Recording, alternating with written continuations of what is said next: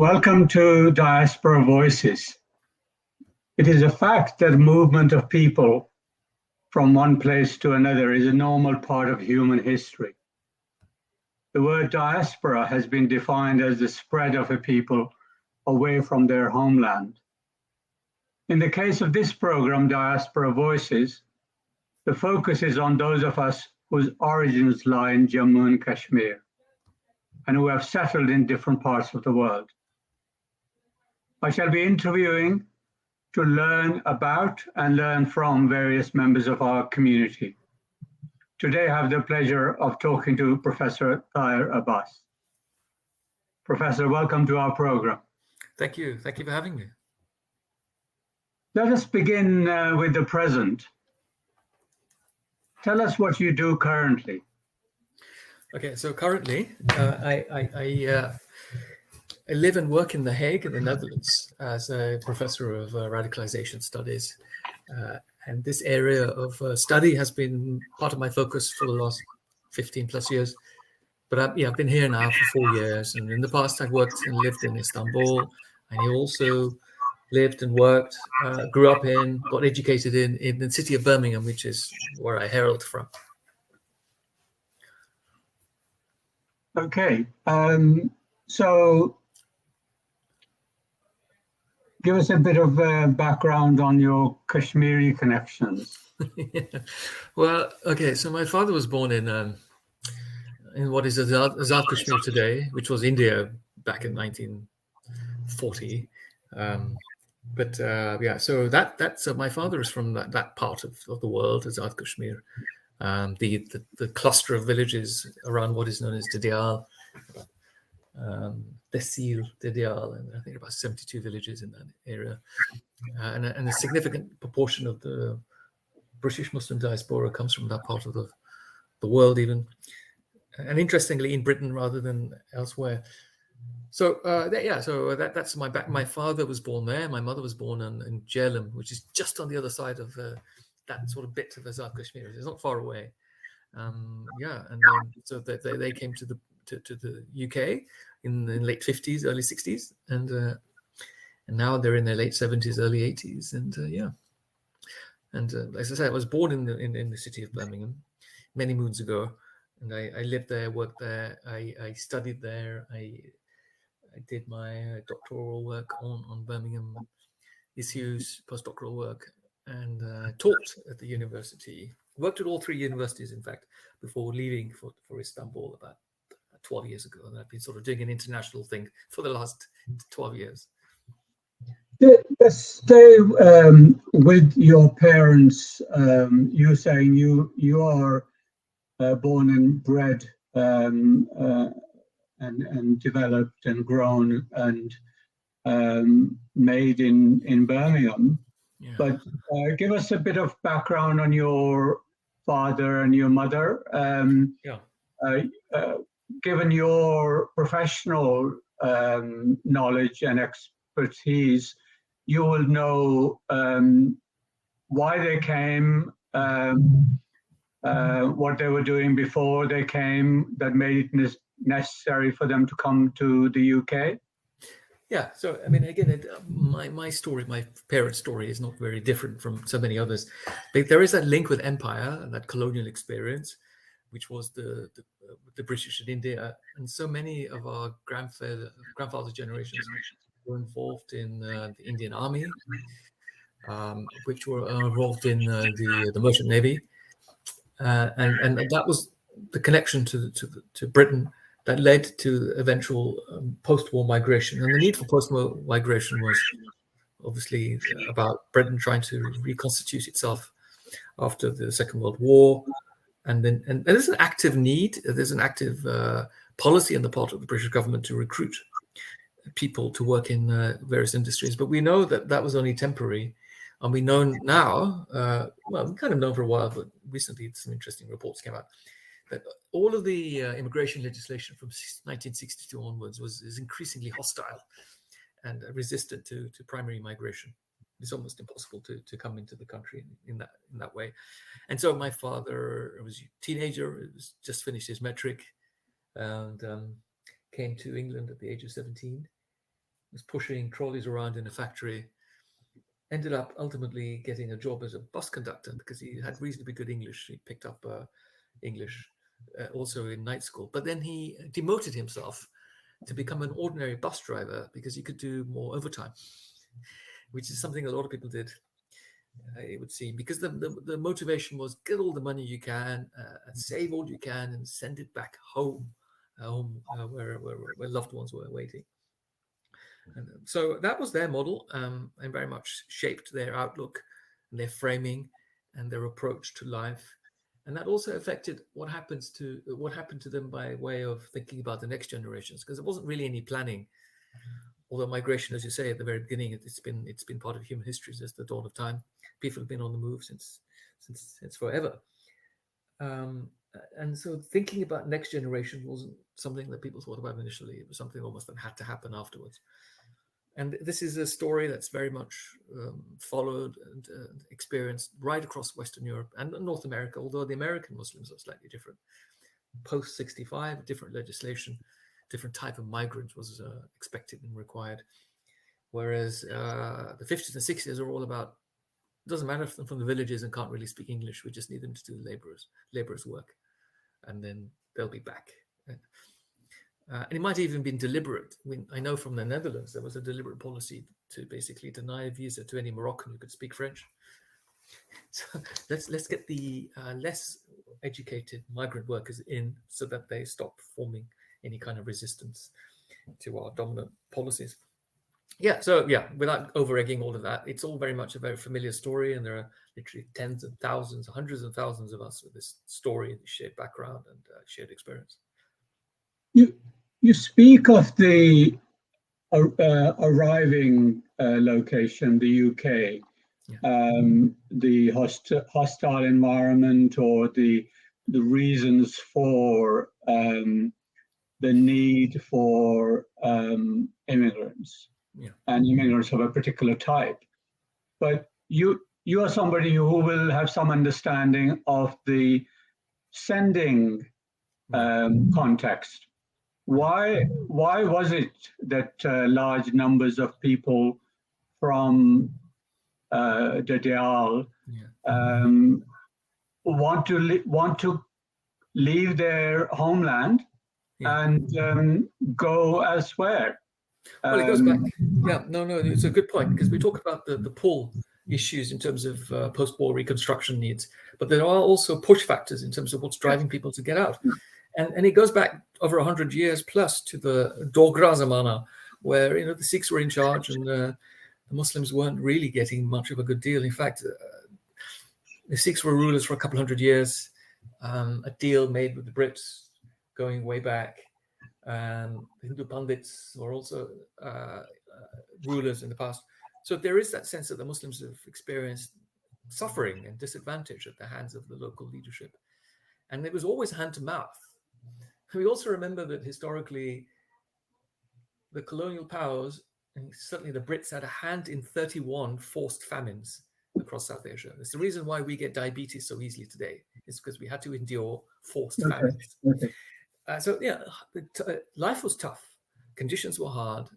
If your crops failed one season, you could be starving the next. And so many young men, if they took opportunities in the 1920s and 30s to jump onto the ships, because the British were recruiting out of Bombay for the merchant navy, to support empire. People who were on the ships with soap and rope and all the things that support empire get shipped around, literally. And so there was a big demand, and then a lot of people just literally walked. In the case of my grandfather and his best friend, they hitchhiked from the village to Bombay in 1932. And it was a message that was sent to other villagers in the local area. And it was also the part of the local people in Bombay doing the recruiting, which is send your brothers and cousins, because we have jobs galore. And so that's why we have a certain cluster of people who came out of those Didiali villages to go to join the merchant navy, but also to join the British army to fight alongside people from the Punjab in particular. And then so when the war ended, all of that kind of got messy. There were people who were still working on the ships that took the opportunity to jump ship. A lot of them then settled in the ports and then moved into the areas that had jobs. But Glasgow centre had jobs, and there was the port. Birmingham was in the middle of the country for people. The original Muslim migrants who jumped ship were in places like, where the Yemenis first settled in the kind of northeast region, and places like Cardiff, for example, is going back to much earlier in terms of the Yemeni settlements, again associated with the British Merchant Navy. And then the Siletis were also very, very, very much part of that story, because the British liked Sileti food, as well as, you know, they're being sort of compliant workers. And so this is the whole sort of the romance with South Asian food starts with Sileti workers on the merchant ships, and then extends itself beyond. So so there are all these kind of messy relations between different parts of South Asia and the British imperial colonial project that meant that after the Second World War, things were up for grabs. But also, you know, this was deliberate policy. I mean, we had in the 1940s, the National Health Service were actively recruiting in the Caribbean for nurses, in Jalandhar for people to join London Transport as bus drivers. Okay. So, you know, there is that relationship, and that's the reason why we have so much connectivity. And that clusters. Also, we have a lot of people from Jalandhar. Why Jalandhar? Because of that migration history that started with a post-war movement of populations. And of course, lots of things were very fluid after partition. You know, 10 people relocated, essentially their new homes and old homes and so on. So it got very messy after the Second World War. Yes. Partition on one side, and then migration going on here, and then reconstruction in general across Europe. So it would seem that your father came well before the development of the Mangla Dam, because there is sometimes there is a misconception amongst writers, researchers who talk about the fact that we have a large Kashmiri community in the UK, particularly, is because of the dam. And you haven't mentioned the dam, so it would seem that your father came before the dam. He did. The dam is very interesting. It's the catalyst in this process. It can't really be ignored in terms of the long run picture. When the dam was being built, it ultimately got finished in 61, I think, but it took many years. And in that process, about 200 villages were displaced, had to go underwater, and people got compensation. No, it started around 1961, but it was actually completed 1967. And I think around 1965, people may have accepted that it was happening and it was serious and they better leave. Yes. But from the way you were describing it, your father came well before that. He did. And there was a whole body of people, that the sort of the very original pioneers who came before that. It's quite a few people. I think that's, and if you look at certain generations today, we can see that, their grandparents have all got the same kind of history of that early sort of merchant navy experience and in the army, etc.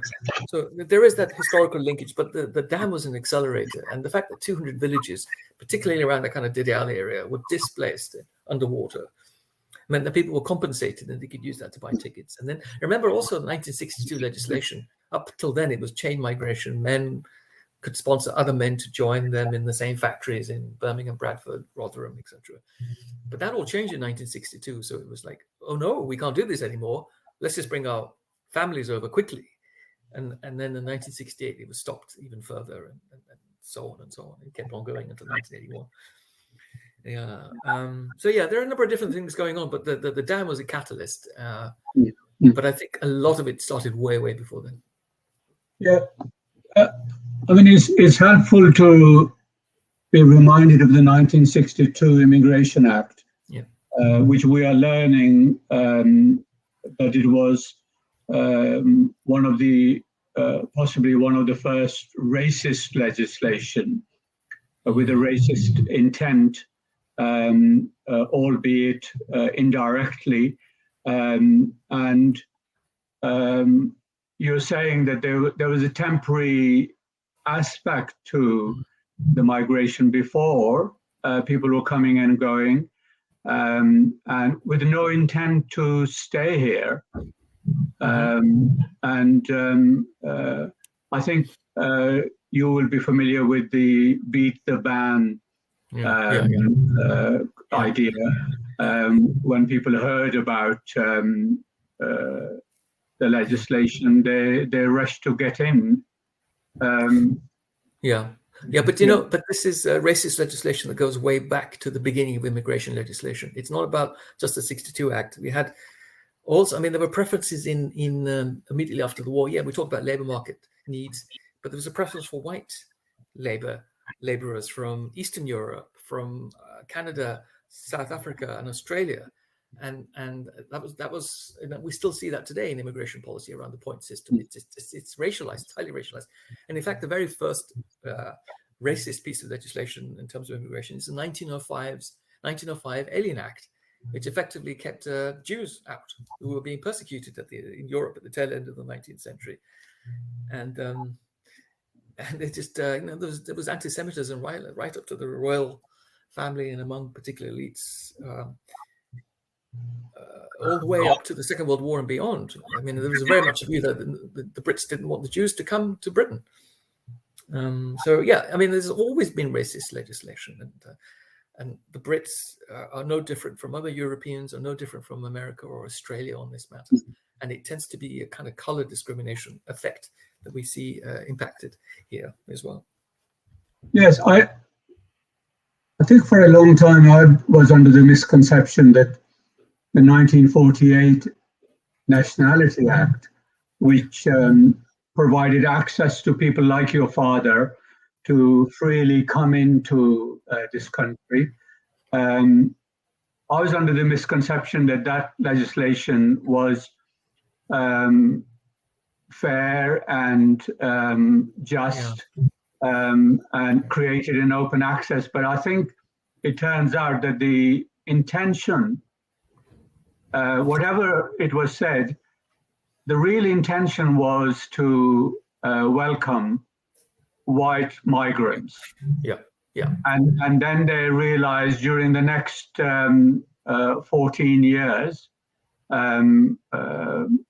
they realized that actually their intention was one, but actually a different type of people were coming in, and which then brought the talk of immigration controls, and then the 1962 legislation. I mean, I think there's something there about. I mean, we had we had Polish groups in significant numbers after the Second World War, Italian groups, Greeks. These were people obviously all affected by the Second World War. But that same act, let's think about what it's meant for the African Caribbean experience in terms of the Windrush generation who came to the mother country, as it were, and the hostile reception they got has been ongoing up until now. I mean, we talk about all these deportation planes back to Jamaica and the legality and the legitimacy of it all. So it isn't just it's just a matter of fact, really, that there are degrees of racism in immigration legislation that go far, all the way back to the history of immigration legislation in Europe and in Britain, no less. I think there was a certain amount of welcome for the migrants because the country, as you pointed out, needed their labor. So they were appreciated for that. I read somewhere that the 24-hour working, the 3-shift system, actually started on the back of immigrants. Yes, makes sense. Because the immigrants were willing to work unsociable hours. They were willing to work double shifts. There are stories I've come across of people working, 12 hours and, back-to-back shifts. And the night shift, local people weren't willing to work, certainly not for the pay that was being offered. I think there was some legislation which prevented women to work the nights. There was also some discrimination there. They didn't want the white women and the brown people in the same room. Exactly. And the immigrants were happy to do all of that for less pay than less pay and poorer conditions than local people. But the bit that wasn't welcome, it turns out, I remember reading about the Black Caribbean, a Black Caribbean man commenting in one book that there were plenty of jobs, but there was no accommodation. And I think the writer Sivanandan once said famously that people's labor was welcomed, but they were not welcome as neighbors. And so that would have been a partial hostility that your father will have experienced. Well, yeah, this is very interesting, and I'm glad you brought that up, because we get this rhetoric today that these minorities, these Muslims, are living in these areas and they're living parallel lives. They don't want to be with us. They want to do their own thing. The Sharia zones and so on, the rest, all that kind of nonsense that's out there. But it all goes back to policy. It goes back to exactly the famous slogans of those kind of race relations teaching that we use. No N-word, no Irish, no N-word, no dogs. And we've seen the documentaries from the 50s and 60s, people knocking on the door with their nice suits and their well-polished spoken English. Sorry, there's no vacancy. And then somebody else comes 5 minutes who's white, gets it. So that idea there, you're absolutely right. Do the work, do the dirty, low-paid and unwanted work, which is the characteristics that are found among guest workers in Denmark, in Germany, with the Turks and the Moroccans, here also in the Netherlands. It's very deliberate. It's like these brown, dark-colored people will do all the work that we won't do, and they'll go away once it's all out of the way. Yes, I have a book by the Phillips brothers, Trevor Phillips and Mike Phillips. Trevor Phillips, you will know, was head of Commission for Racial Equality, and then the Equality and Human Rights Commission. Yeah. He wrote a fairly comprehensive book on the Windrush generation and the development of the multiracial society that we have from a Caribbean perspective. And he talks about the famous Professor Stuart Hall, sadly not with us anymore, when he came to Birmingham from the Caribbean. He was an academic. He came to work at the Center for Contemporary Cultural Studies, and then later he was its leader. He obviously had a bit more money than some people from his community. So he was walking the streets of Birmingham looking for a house to rent or a house to buy, and was faced with those famous signs. You are not welcome here as a black man. Yes, absolutely. And so what happens is people then invariably end up gravitating towards the housing in the areas of the cities that other people don't want. And then once the housing becomes available, you get certain patches of cities of Birmingham. We know how we have this kind of the rings effect, the inner ring and the outer ring of the city of Birmingham. And so the poor, late Victorian, very bad condition housing that nobody else wanted, that was cheaply available, and people only had low incomes to buy it. They ended up buying those homes. And what that did was it created a process known as white flight, when then everybody else, all the other white groups left, and then other minorities came to those areas. Because while there might be cheap and low quality housing, you get a certain kind of protection, a certain kind of space, of recognition and acceptance, and not any racial hostility that you would get if you just stepped out of those zones immediately. It didn't stop the APL and the NF marching through the streets in the 60s and 70s. I used to see some of that quite scary stuff, and then the street fights that would come afterwards. And then you had the police chasing both the Irish, the Jamaicans, the Pakistanis, the NF. Everybody's chasing each other. And then so over the years, 30, 40, 50, 60 years later, we get certain parts of cities are almost completely like Small Heath, Birmingham, which keeps on reinventing itself as the new immigrant minority area. And it's got every single Muslim ethnicity and language almost across the world there. You've got the North African cluster, you've got the Sylheti cluster, you have the Kashmiri, Pakistani, Punjabi clusters of businesses and shops across this huge street full of just Muslims, Muslim businesses and all the streets around it, with social housing and the poor Lake Victorian housing. That's all about policy. It's all about racism in society. It's nothing about, hey, hello, we want to live separately. And that's the nonsense we get today. People have such short-term understandings of these problems, and people are too busy, too easy to accept. It was the economics, but also people's choice, people's free choice. I don't know. I don't know exactly, because I think your choices are constrained by the limits of your choices, right? So if people choose to live in these areas because all the other options have been taken away from them, is that really a choice?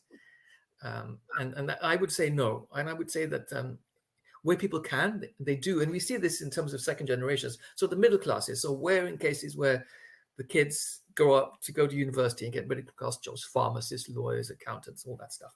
And we have a good few of those. They move to areas which are far away from where they grew up, but not so far away so as to be completely disconnected. So you've got the halal butchers, you've got the mosque, and you've got the family friends and grandparents. But they would not necessarily move out all the way to a completely white, plush, middle-class neighborhood, because they will feel hostility. And we've seen that. It's well documented that the aspiring middle-class oriented Pakistanis, Kashmiris go to these lovely areas and come back because they get hostility of a different kind from their middle-class neighbors, something that their working-class neighbors were doing a generation before, but slightly differently. It's wherever you go, you can't escape it. I mean, race is very powerful, and it permeates in so many aspects of what we think we do through choice, but it's often constrained by a lack of choice. Yeah, I guess I was thinking more the real choice, and there was a choice because choice implies kind of more than one option. Yeah, and the people who had choice. I've been researching Saltley, an area in Birmingham, and what was going on there in the 50s and 60s. Yeah. And people who were living there, white people who had been living there for generations, families either in the same street or nearby. They were in touch with each other in their daily lives. They had the choice to move out to the outer ring. Mm. And they exercised it around the same time when people like your father were coming. Mm. And so they left the areas, mm-hmm. and Pakistanis, Kashmiris moved into those houses. Yeah. And you're right that, with the talk of community cohesion and areas being as they are, of course, nobody ever talks about the white middle class living in ghettos, though they're not called ghettos, they're just gated communities. What's your word for it, I'm sure. Gated communities, gated. All of these. One set of people leaving, another set of people moving in, leads to the society that we have 50 years on. Yeah, combined with a lack of housing per se, where it's rentier capitalism. That it's properties and putting them out to rent is how we've got such unequal housing outcomes. And that was all because of deregulation and relaxing of monetary. Okay, let me move you on a bit. You've been talking about your father and his generation and the community, and talking about Birmingham, but you're not in Birmingham anymore. No. You are far away from Birmingham, and it's unusual to find somebody from the Kashmiri community who as the career trajectory that you've had. When I first heard of you, you were, I think, probably at Birmingham University. Maybe before that, it was in the 90s. Yeah. And so give us a sort of a glimpse of your career journey. Well, I mean, I'll start from back to front there, because actually it's not very far away. I'm a 45-minute flight away from Birmingham Airport. It takes longer and it's more expensive to get from Birmingham to Sheffield on a train, or Newcastle or Cardiff. So time and cost-wise. So where are you now? In The Hague, which is half the size of Birmingham, and it's 7 flights a day to the city. Right. So my career trajectory. So I mentioned earlier, I mean, I'm Birmingham born. I went to all the primary schools from the 70s, secondary school, comprehensive school, nothing more than that really, kind of failing comprehensive school. This is a generation, or maybe a decade or so before the project that was behind improving these schools that led later to this kind of Trojan horse nonsense. But that was all about a recognition of the failing schools and the failing generation that came up. Anyway, I sort of survived that just about, and went to college, went to uni, and it came back to Birmingham for my master's, and then stayed in Birmingham, lived in Birmingham when I did my doctoral work with Muhammad Anwar at Warwick. And Birmingham became very interesting because it was my lived experience, but also from an analytical point of view, there's quite a lot of work that's been put together on issues of race, ethnicity, migration, minorities, with Birmingham as a case study. So I've always been curious and interested in cities and post-industrial cities. And so I've continued to live in really, exciting cities like Istanbul and London, and now in The Hague, which is an international city, of course. It's also about globalization, and how far away you are from location A and location B is measured less by distance and more about time. So as I say, I can be in Birmingham in 45 minutes on a plane. I mean, carbon footprint aside, and it's and I still have many connections, and I keep my eye on what's going on there, and I'm interested in it, and hopefully, all being well with future research projects, if they come off, I will go back to Birmingham and spend some time there doing some research, and keep pushing on what I can. As they say, you can take the boy out of Small Heath, but you can't take the Small Heath out of the boy. So here we are. Yeah. So my guess is that it will have started a long time ago. It will have started when you were at school, that you began to think about certain things and make certain choices of what to study. Maybe it was at sixth form, what to study, which will have then created the conditions and the foundations for, Professor Tahir Abbas, sociologists interested in the kind of things you are. So take us back to your school and sixth form days. What was it you were studying that led you to today? So in school was a bit of a disaster. It was an absolute failure, really. In the last 2 years, I was hardly at school. I knew all the best pool halls in Small Heath, snooker halls in the centre of town, because going to school was a disaster. Teachers strikes galore, plus incredible violence. I mean, I've never seen such horrific fights with knives and bloodied faces, gangs, as well as just a school in disarray with no leadership. So it was horrible, and so I didn't do very well at school. Actually, technically, I was a school failure. So that's going to be interesting to take on board. But for sure, I remember walking home collecting my CSE results, thinking, okay, 4 or 5 years ago, I was like, not to overdo this, but I was kind of naturally, everything was easy for me, no problem. And suddenly I've come out of school, and life destined as a a CNC operator or a taxi driver or a kind of low-skilled worker. And I thought, this is not what my dad's dream was about. This is not the migration story of social mobility. And I hate routines anyway, so I'd probably be a disaster. So I thought, that's it. Let's go find a college the furthest away from home. It was Cadbury College, in fact. It was the furthest college away from my home in Swanhill. And I picked up O-level economics, and I found a real interest in that subject. And I smashed the O-level, and I worked on the A-levels, and I got into London University. And but I realized, actually, getting into the City of London, if you go to the right university, that's fine, but you need to go to the right school. And the right school is the reason why you have a certain narrow field in terms of politicians, judges, police officers, academics. They come not just from the right universities, but from the right schools. So I was never going to tick that box.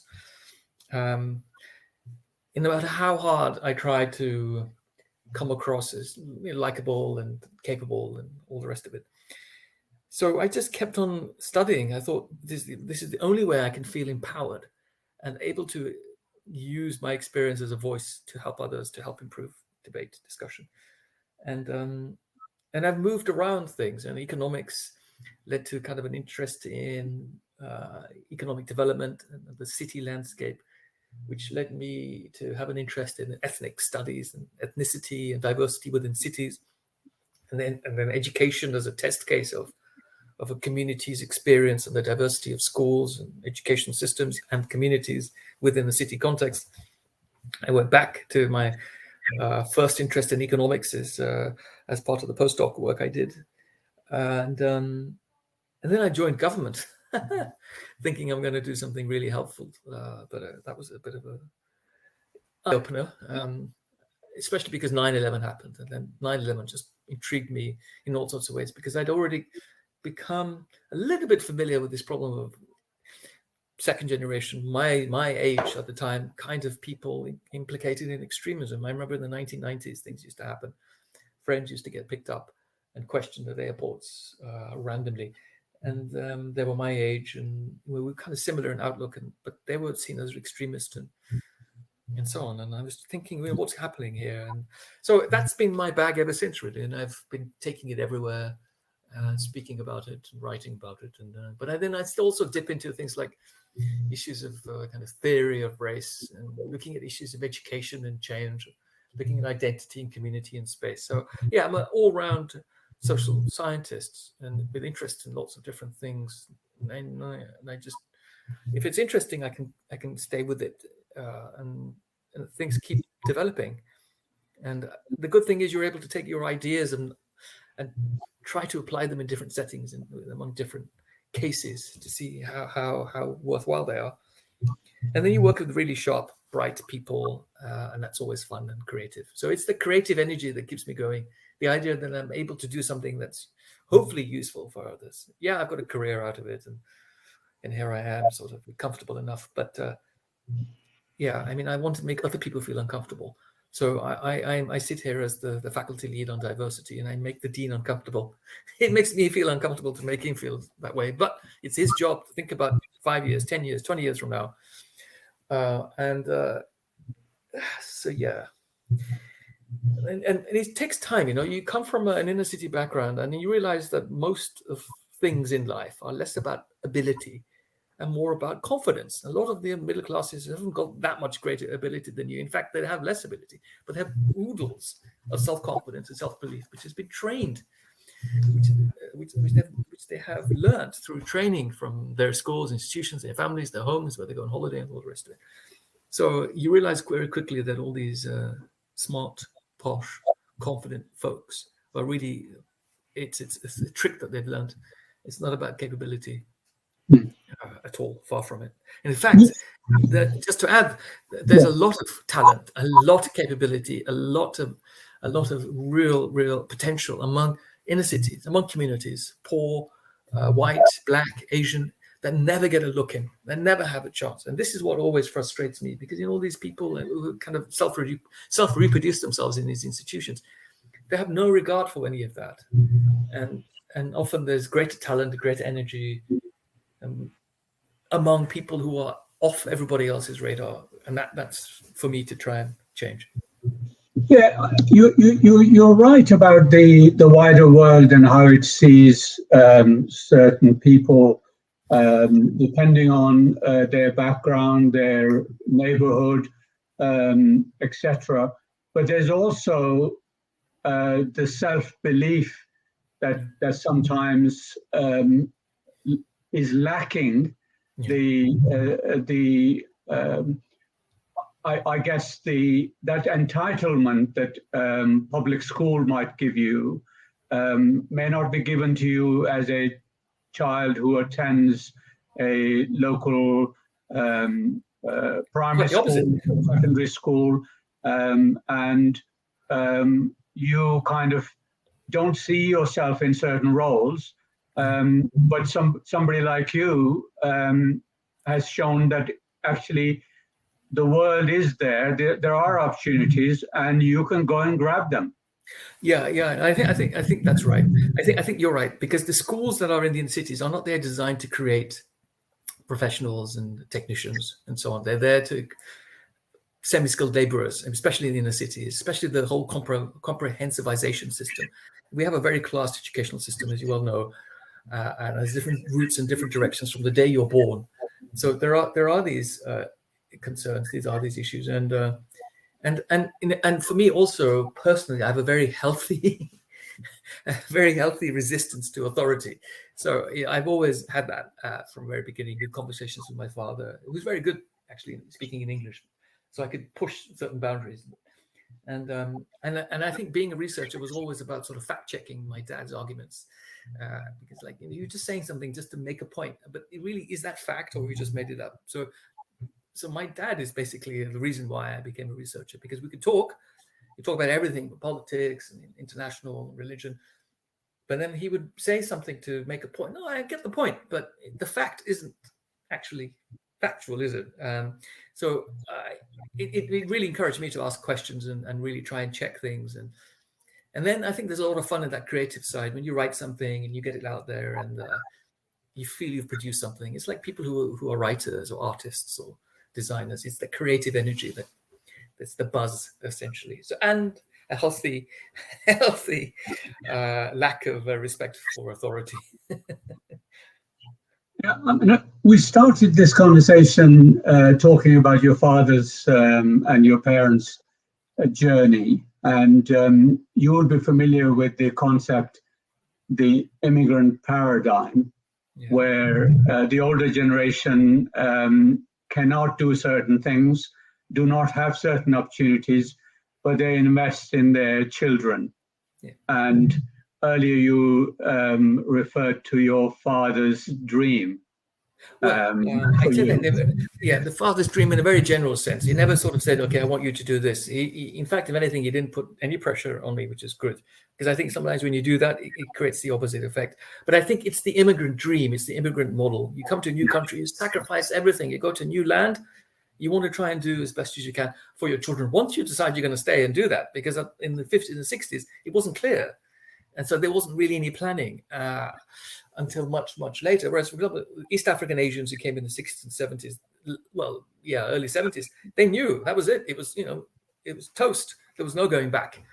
And they came with $5 in their pockets. And look at the second generations today, Priti Patel and that sort of ilk, and many others, of course. So, it's that dream. It's the idea that you want to do something better for your children that you couldn't do for yourself, and that coming to a new country would be part of that story. But it actually hasn't happened for a lot of people. In fact, the second and third generation experiences meant things. They've been gone backwards.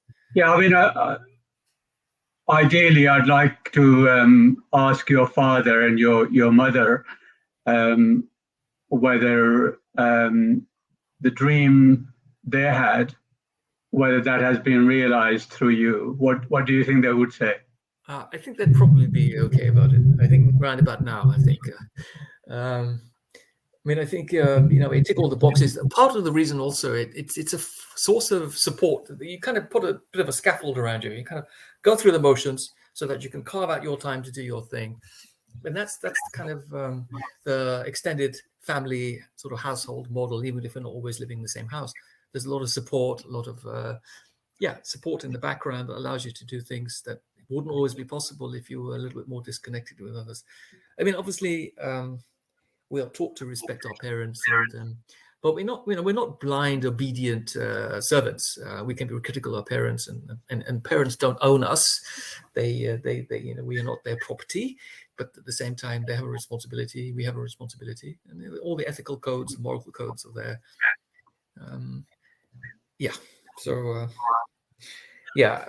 All these things are learned. I learned them all through my kind of experience locally, in my local settings, Well, as long as I haven't disappointed them, that's the only real way I would have. Yeah, I mean,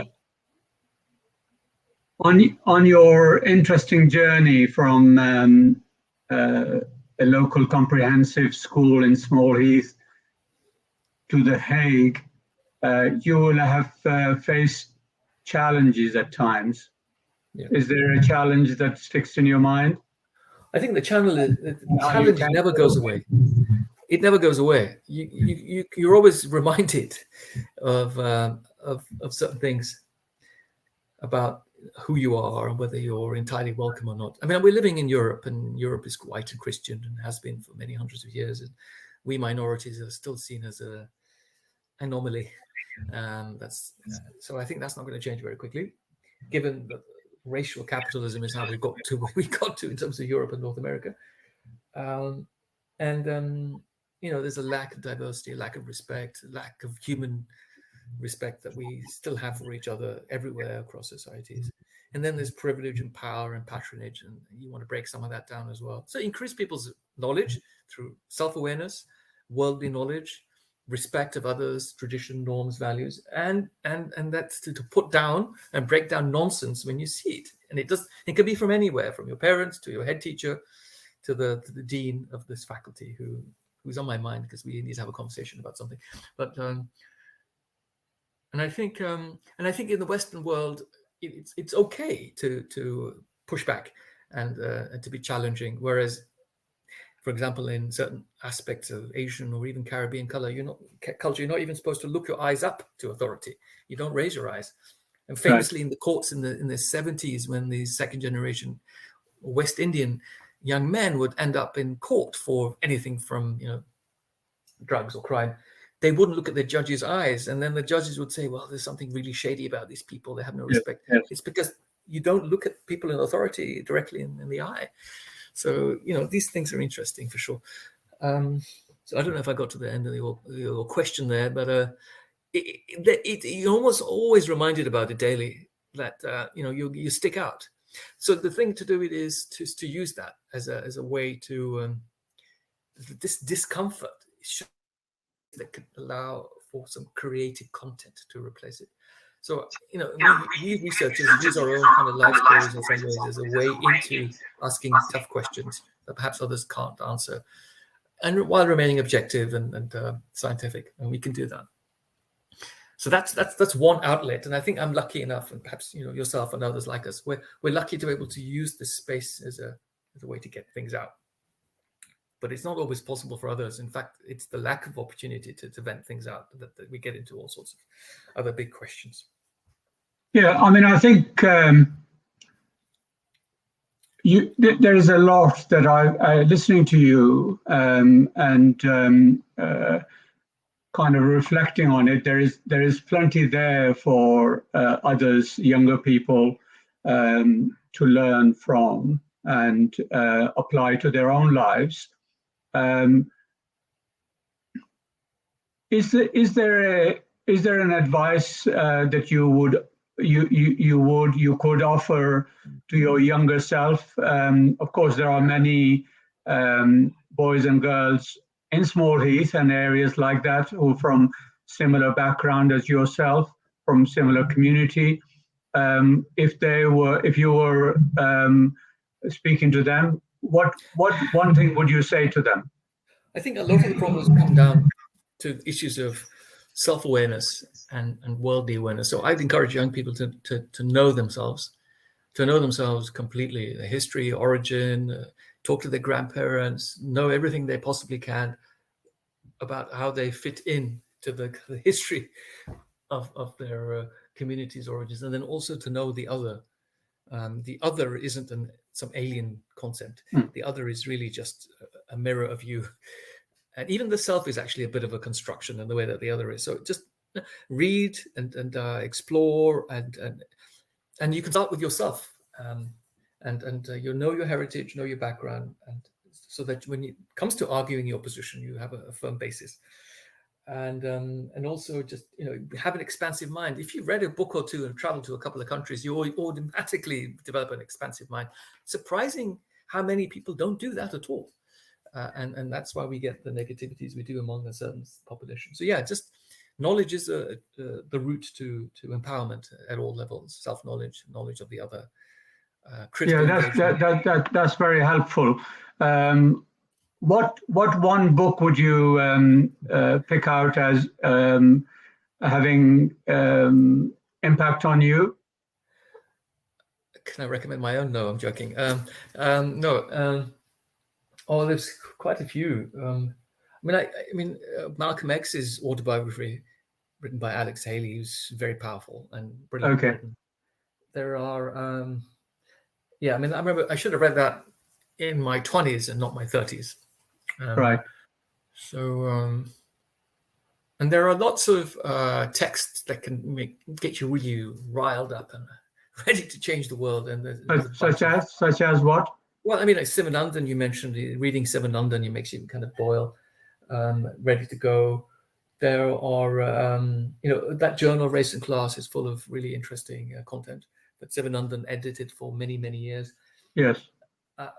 I'm also, I've also been very keen to read as much as Ziauddin Sardar, and he's a journalist. He's not a kind of academic as such, but he writes in many areas. He's very readable, well-trained writer, and I find his material very accessible, and that was something that was very important for me in terms of Islamic knowledge, cultural knowledge, historical knowledge, because there's a lot of blurry lines there, and we have to really, really, there's no educator. There are no educators that can give us those answers locally. Our school teachers, our imams, our parents, they just don't know. You have to find out for yourself. So use that opportunity. And the internet here is useful, but also it can actually take you down narrow paths if you're not careful. But it's something that I didn't have 35 years, 35 years ago. You just go to libraries, buy books. And you talk about books. Every time I look, you've written another book. And if I come across somebody who, or somebody comes across this interview who's never heard of you before, and then realizes you've written lots of books, which one book would you recommend to them that they start about that will give them some idea of who Professor Tahir Abbas is? Well, there is a good opportunity to plug here my next book, which is called Ruminations, published by Beacon Books later in the year, which is very much this interview elaborated into 100,000 words in terms of my influences, my experiences, the things that went right, the things that went wrong, and some fun and some tears along the way. I think that it should be useful for others. But in terms of already published books, I think Islamophobia and Radicalization, that came out in 2019, the preface in there talks about kind of my story in terms of being a product of migration, of empire, of the city space. And then also, for example, I started off life as this kind of peripheral inner city figure and, not going anywhere quickly. And then I ended up in government working on kind of sensitive policy stuff, and as a researcher. And when 9/11 happened, I was inside those buildings, and just to reflect on that. And so that's all there in the Islamophobia and Radicalization, available from all good bookshops. And talking about plugging books, there is a little book about your father. Oh yes. So my father's kind of 83 and 82, 83. And I wanted him to write his own memoirs. while he's, his mind is still strong. And he did that. And so he hand wrote everything. And my sister and I, we edited everything and missed out a couple of sentences here and there, nothing major, fixed a few things. But essentially it's his work. And Guzraho Zamana is the book, a short book on Amazon. And so I just think he wanted something. I thought we'd be good for him to. Actually, it all goes back to the lockdown period. There was a time when I was just getting worried and thinking, sitting at home watching all these crazy news all day. Just use your mind to be creative. So he did, and he reflected a lot. And I think it was good for him. And then a lot of people did read it, and it's a good neutral story for anybody around, the immigrant's story, his values, his hopes, and his own journey. I mean, I think we underestimate what happens when you go from a small village with basically nothing into the heart of the metropolis, and expect it to just adapt. And the weather, the food, the currency, the language, the culture. Where do we begin? It's worlds apart. And some people did okay. And so we have to, hats off to them. I'm always very respectful of that journey that they made, because it takes quite a bit, I'm sure, to do that and sustain it, and then support each other in the first 20, 30, 40 years, because that was the way that people did things. And now the communities are so big and so spread, it's difficult to keep that kind of tighter structure that was very much in play in the 70s and 80s. Yeah, from my knowledge of you, you have a very high work rate, output. That I suppose another way of looking at that was you come across as a workaholic. Do you ever stop working and do something for fun and leisure, to relax? What is that? I normally do. I mean, the lockdown didn't really help, and then I ran out. I mean, I would go to the gym and lift weights and run around in the local forests, and everything's very flat. So running is fun, and cycling is fun here in the Netherlands as well. And you can get some really cool bikes.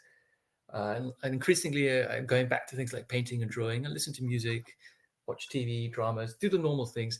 But it's not like I'm a workaholic. I think I'm just quick. I mean, after 25, 30 years of kind of writing stuff quickly, you do it almost without thinking sometimes, and I can be very quick. And I use technology as well. A lot of the time, I use voice dictation software, and it just speeds things up. In the old days, I used to write things by hand. Now we just speak into a computer. So it's just, once you're in the groove, once you're in the zone, and as I say, if you're doing something creative, it's not really work at all. It's actually having fun. You're doing something, and you're making something. So yeah. Maybe I okay. Well, I could listen to you for a lot longer, but I'm sure you've got more important things to be doing. So I want to thank you for your time that you've given to Diaspora Voices, and I hope that people listen to the program, listen to the conversation, and get something from it. So thank you very much. Thank you very much indeed for the opportunity, and good luck with the rest of your interviews. Thank you.